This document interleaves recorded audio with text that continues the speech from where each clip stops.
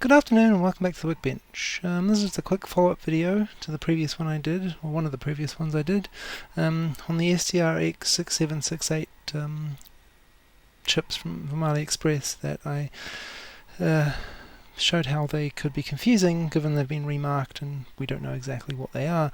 And someone mentioned you should do tests on them and measurements. There's not much point in doing that. We can do it, but that's not going to prove anything, really. So yeah, let's just have a look and see what it does show. It's interesting, I suppose. But yeah, I mean, the thing is, these chips here are all unknown at the moment. We don't know if the markings are exactly 100% correct, and we also don't know if any of these are actually functional. Because, again, these are not new chips. They are sold as new, usually, but they are pulls and they're relabeled, and we don't know what the condition was when they were pulled. They could be faulty, they could be fine, we don't know. So any readings we get don't really prove anything.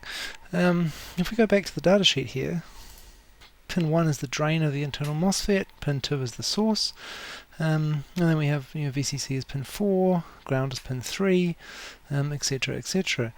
It has an internal control chip inside that controls the MOSFET, so you've got the PWM controller and the MOSFET integrated in the same package. Anyway, let's go back here and see what we can find. So, like I said, pins 1 and 2 are the internal MOSFET. So we should see an open circuit in one direction and a diode drop in the other if the thing is working. So if we put positive to the drain and negative to the source, positive on pin 1, negative on pin 2, we have reverse biased the MOSFET, or reverse bias its internal diode, and we get nothing. It's open circuit. That's what we'd expect, that's what we'd hope to see. That shows that the MOSFET is either turned off and working, or is blown open. Basically, again, this is a measurement that doesn't really prove anything useful by itself. You can test all of these chips, and none of them are conductive in that direction, which is probably a good sign. And we can test them the other way around. So we're testing it with a positive to the source, negative to the drain, and what we should see is the forward voltage drop of the internal diode, which is kind of shown here as a Zener. It could have an internal Zener for protection, but either way, a MOSFET will still have a diode junction, parasitic junction that just exists because of the way MOSFETs are, and you will see a diode drop across it if you measure it that way. So we should see that. Let's see, this one, yeah, we've got 444 millivolts on that one. This one is 445, so that's very similar. 445. These are all very close. 444.7 so far, and 445.1. So yeah, okay, that's a reading that is A, consistent between all 5 and very close readings, and B, is indicative of a MOSFET that is not completely blown up. It is probably okay. So in that regard, these chips are probably fine. The internal MOSFET looks okay at a first glance. Of course, you can't really test it without power on, but you know, with a basic test, it looks okay-ish. The fact that the MOSFET readings like that are all very similar could indicate that these parts are the same part, that the readings are very close like that, but you know, that doesn't necessarily prove it, given that these are probably all made in the same technology process. Even between different models, it's quite possible that will always read pretty much the same. There's no guarantee that between model ranges and different variants that those readings will be different, but the fact that they are very similar between all of these chips is a good start, I suppose. It does lend a credibility to the fact that they are all the same model, but does not prove it. So yeah, that's one thing. And then we've got, like we could check VCC to ground, see if that's the same same value, so VCC is pin 4 and ground is pin 3. So that's 1, 2. So yeah, so if we go, for example, let's test VCC to ground. We're not getting any reading on this one at all. Is it likely we get a reading? No, I don't know. Let's try another one. So I've got positive on VCC and negative on ground, and we have nothing here on all these chips, it would seem. But of course this chip is designed to run at about 20 volts or something. So, whoops, the leads were connected together. Yeah, okay, so those are all showing an open circuit, but the fact is this meter will only put out like 3 volts or less for testing diodes, and this thing runs on like 15-20 volts, so it's possible that the voltage is too low enough to turn anything on and make any sense of it. So we could try that reading round the other way, of course.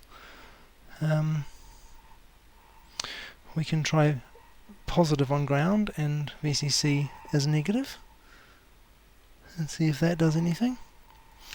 Okay, and then we have a reading, 558 millivolts on that one. Let's see what we get on this one. 558, okay. 559. Again, these are all coming up pretty close. 560, that one's slightly higher, but not by much at all. And this one is 559, 558, so okay. Reverse voltage across the VCC pins does show a diode drop that's very consistent, very similar across these 5, so, you know, again that lends credibility that they are the same chip, which is probably true, but once again doesn't really prove anything.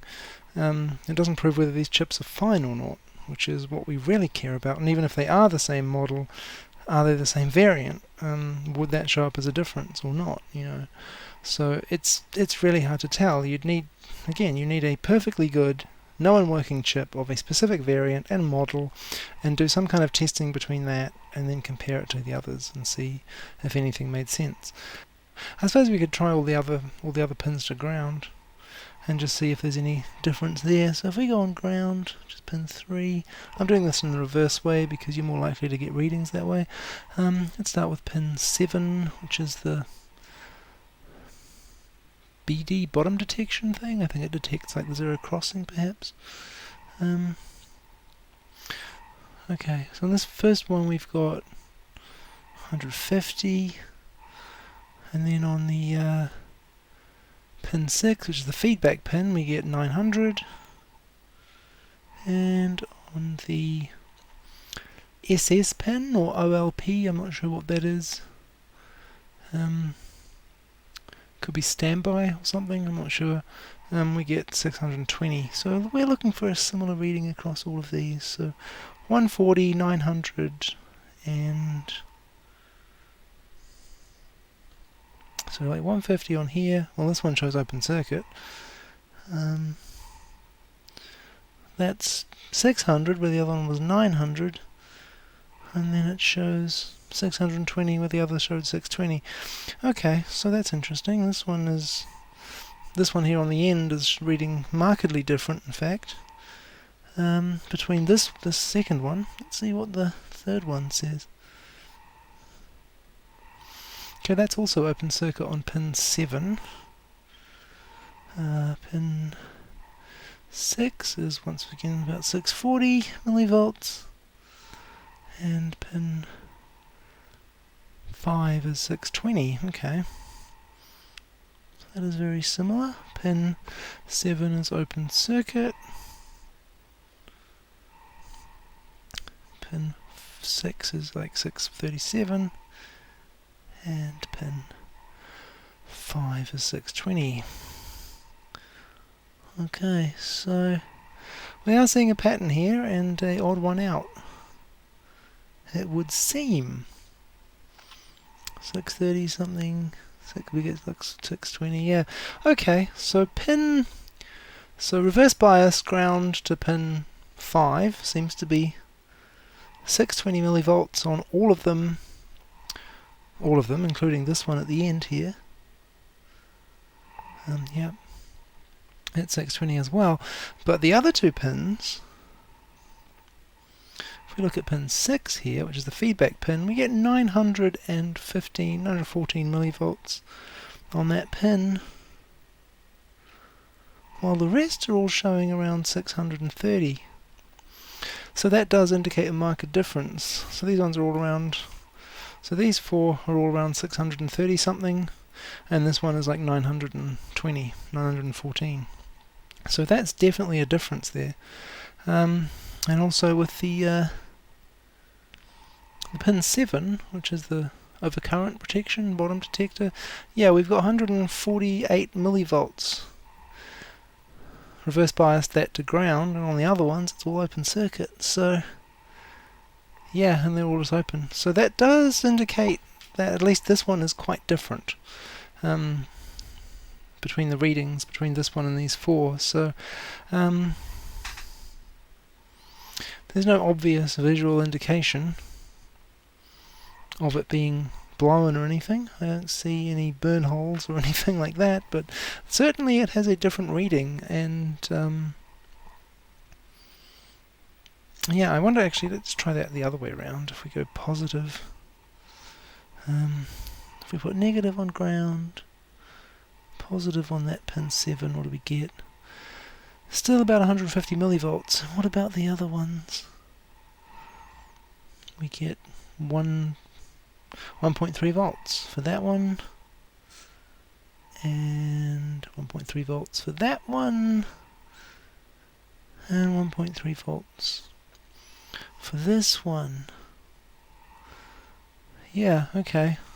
So on that pin 7, if it's positive with respect to ground, we get a 1.3 volt drop on these four, and on this one it's 150 millivolts.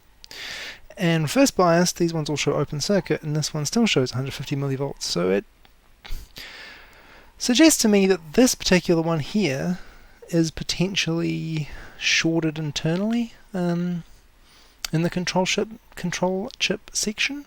Potentially these four are okay. Potentially, we really don't know, but this one here could well be faulty. The readings are markedly different for those two pins, 7 and 6.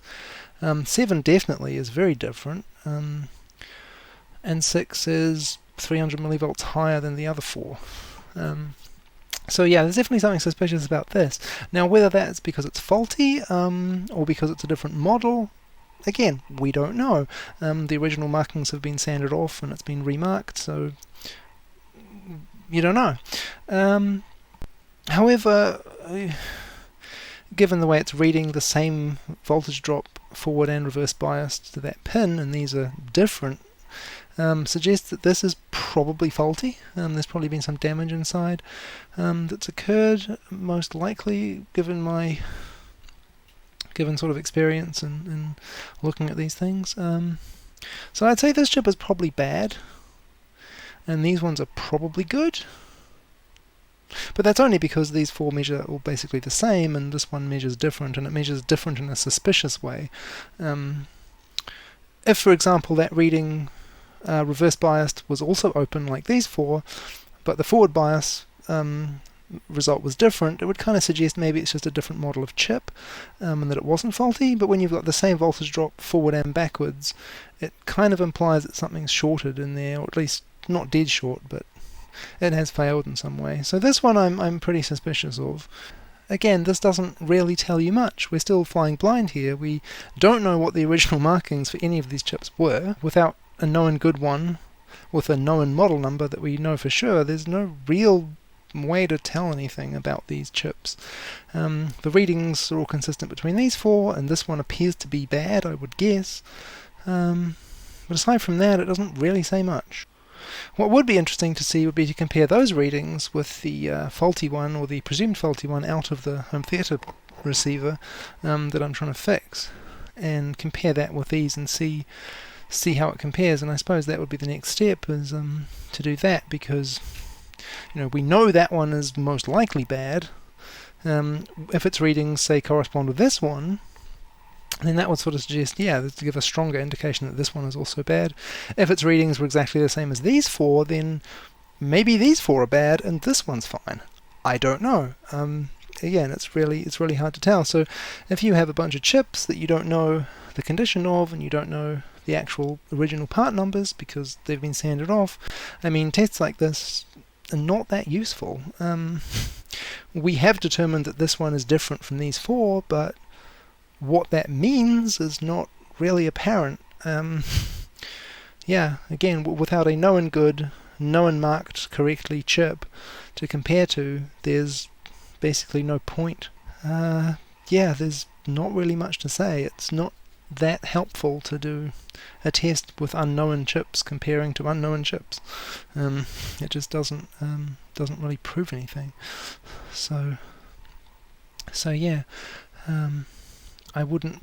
That's why I didn't bother doing it in the previous video, because it doesn't really tell us anything.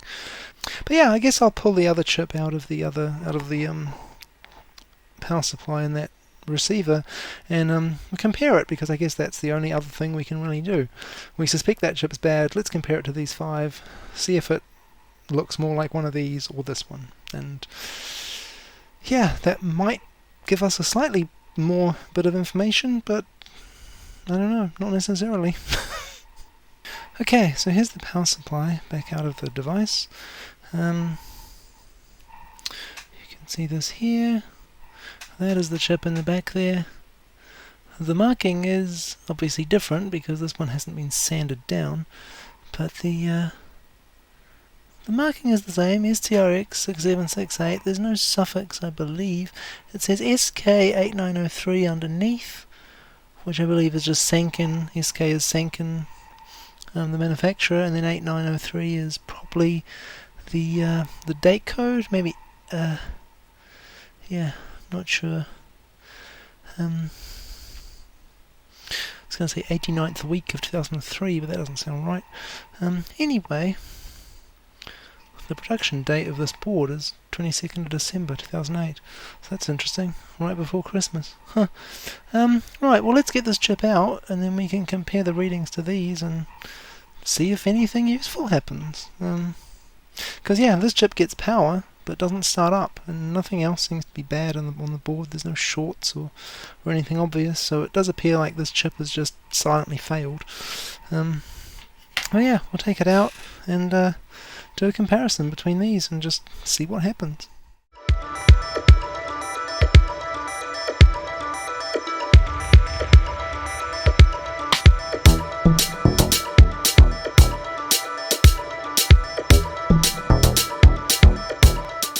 Alright, so I have the chip pulled. This one here sitting on the anti-static bag, or the scrap of anti-static, because it's got heatsink paste all over it.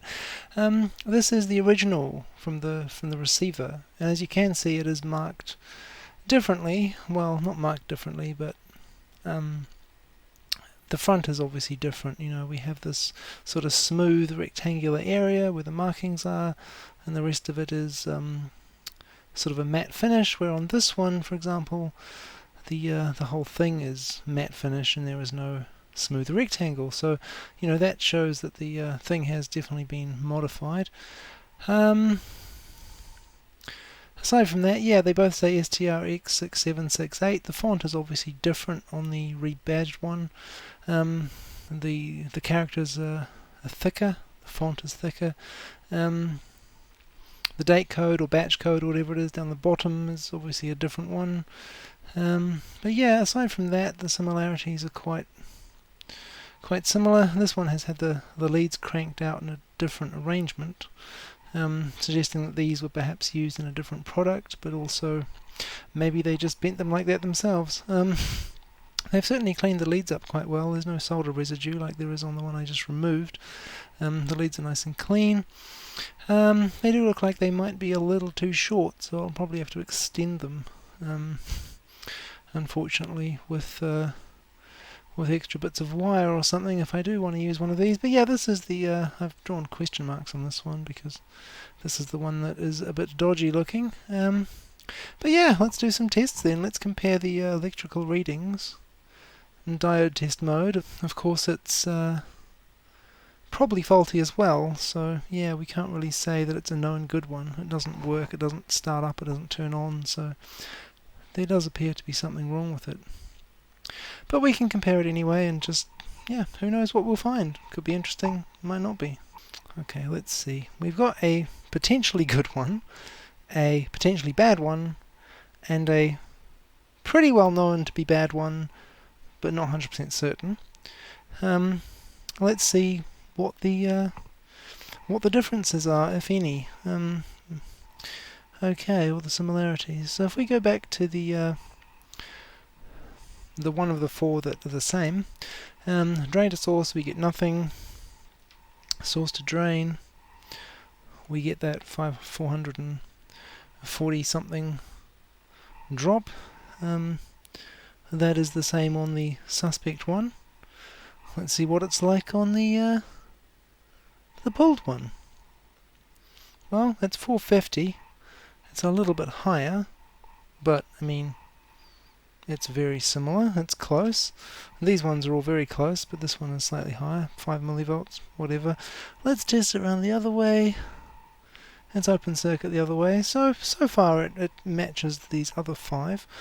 But let's see, the other readings seem to be more significant. So again, we had VCC to ground.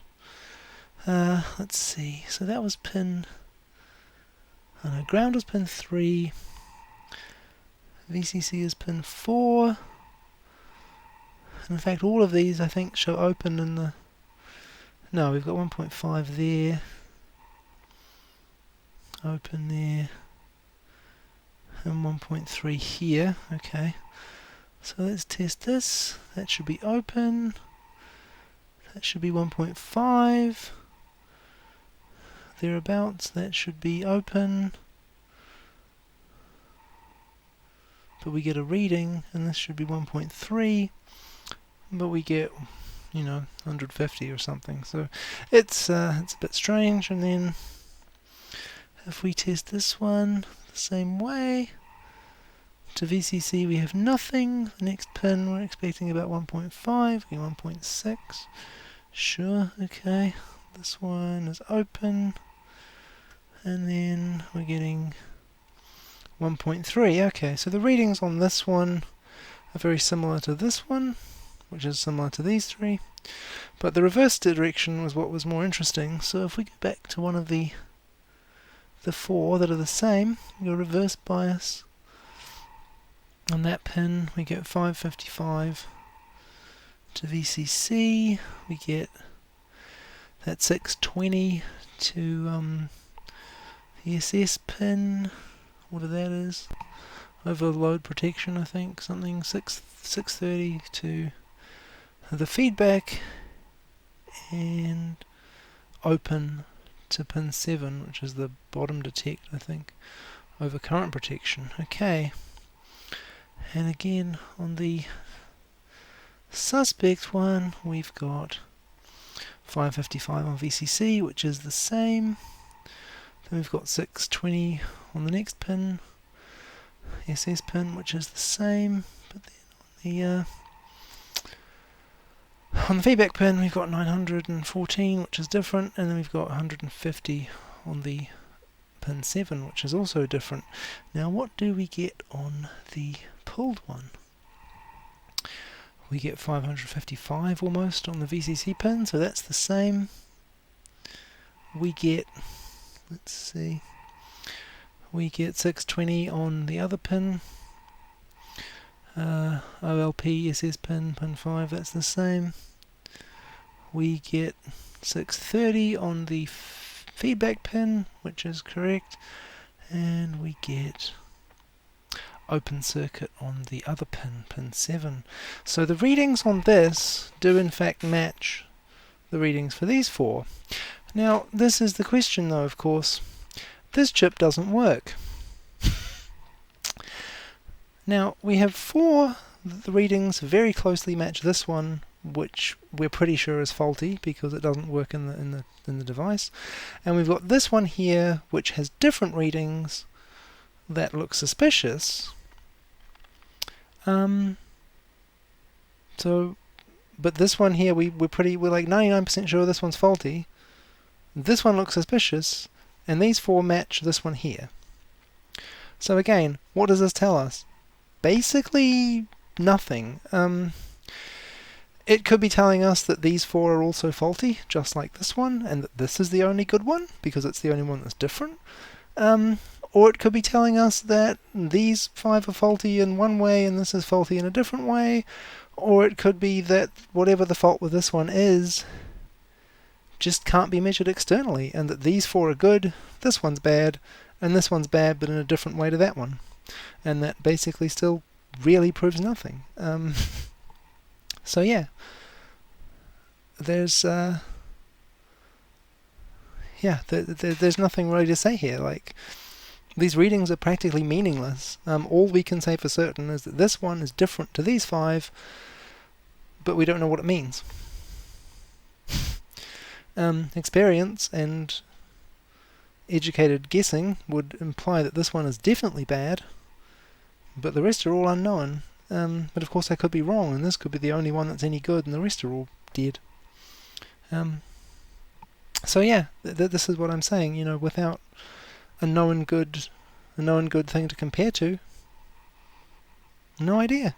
We have no idea. We're back where we started. We don't know anything. We still basically know nothing. All we know is that this one is different from the rest. I guess the next step for me will be to solder one of these four in, because these ones look like they're potentially more likely to work, and this one I think is probably bad. But yeah, I'll put one of these in and see what happens. Probably pick the one with the longest lead so that I can actually get it in the board, hopefully. And yeah, if that doesn't work, if it has the same problem, it just won't turn on, then maybe I'll attempt to try this one and see if it makes any difference. But yeah, it's not obvious. There's measuring these things is not obvious. The only thing that I've really discovered with these results is that I'm surprised. I'm surprised that this one measures the same as these four, when this one I'm pretty sure is bad. Of course, it's possible there's something else wrong with the circuit. But there we go. Those tests don't really tell us much at all. As I suspected, it's in fact we're more confused than we were before, because the readings on this match the reading on these, and we don't know what that means. So anyway, hopefully that was interesting. Hopefully that was something to be amused at. I don't think it's particularly useful at all, but it does go to show that, you know, yeah, without a known good chip, there's really not much you can say with doing measurements like this. As it is at the moment, yeah, I haven't really learned much of anything. I'm just slightly more confused.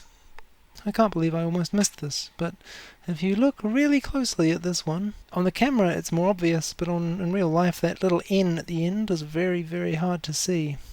SK8903N. It's a very faint, it barely shows up in real life, and only in the right angle, which is really annoying. Anyway, let's go back to the data sheet and see what that means.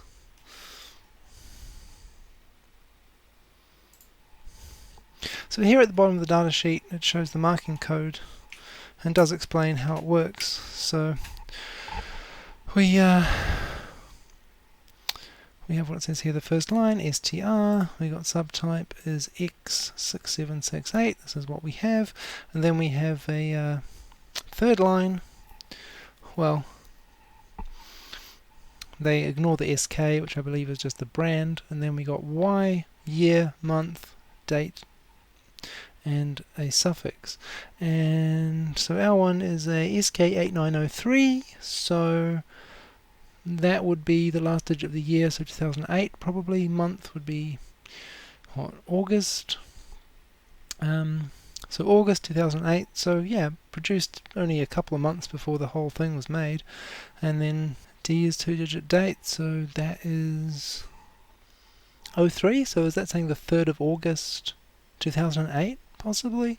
Anyway, it does have an N on the end, which shows that it's the N variant. Now I don't know if that datasheet actually shows that.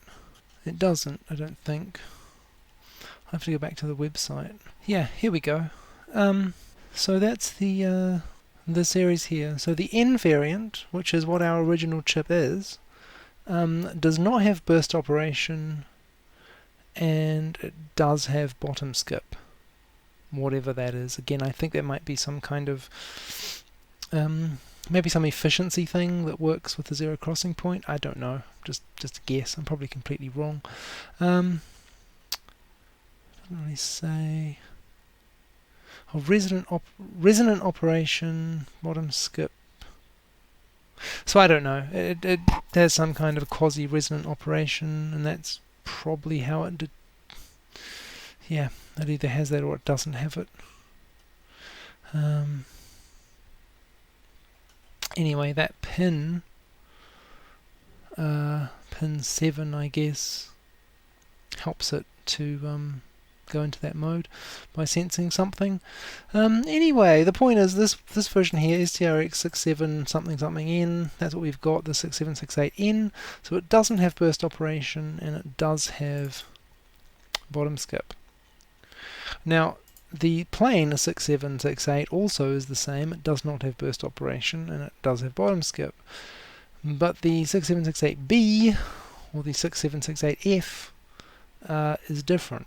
And yeah, I mean that's the problem here, isn't it? We've got the we've got these ones, which are just plain labelled as STR-X6768. There's no N on there. Now, if these are just a plain 6768, that should be fine, because apparently the plain variant and the N variant are the same, or at least they have the same feature set. But if this was a B or an F originally, then it may not work because it has a different feature set. So yeah, that's the question really. That's the thing that's more concerning, I suppose, is whether or not that's an issue, because that quasi-resonant mode may be necessary for the circuit, and if we have a variant that doesn't support it, then that could be a problem. I don't know if that would just result in maybe the circuit won't work at all, or maybe the circuit will work but it won't be as efficient. It could overheat, for example. I don't know. Definitely it's a question. So yeah, so that's definitely what we have. The original chip is a 6768N, and the other 5 we have, we don't know if they're F, B, nothing, or whatever. So yeah. So yeah, if the markings on these are to be believed, then they should work, whether it's got an N or no N. If these originally had no N, then they seem to be the same as the one with N, which begs the question, what is the N designator even for if it's the same as the one that doesn't have it at all? I don't know. There might be something more to that than just the feature set. But yeah, this page doesn't say anything else, and the datasheet says nothing either. But all I can say is that this is more confusion, more questions, more unknowns. Who knows? I don't know. I certainly don't know why the readings on this seem totally fine compared to these, and seem sensible, whereas this one is out of order. And yeah. Is it faulty? Are these faulty? I don't know. Pretty sure this one's bad, but if it measures the same as these, well, these probably are all bad. Or maybe they're not. We don't know. Anyway, see you next time.